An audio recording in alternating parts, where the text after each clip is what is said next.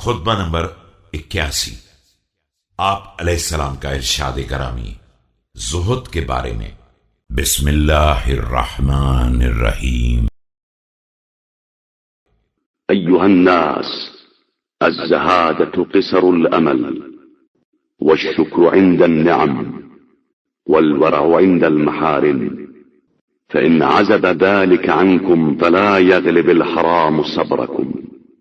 ایھا الناس، زہد امیدوں کے کم کرنے، نعمتوں کا شکریہ ادا کرنے اور محرمات سے پرہیز کرنے کا نام ہے۔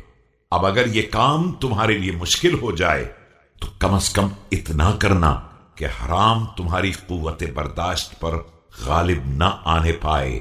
ولا تنسوا عند النعم شكركم، فقد أعذر الله إليكم بحجج مسفرة ظاهرة وكتب بارزة العذر واضحة۔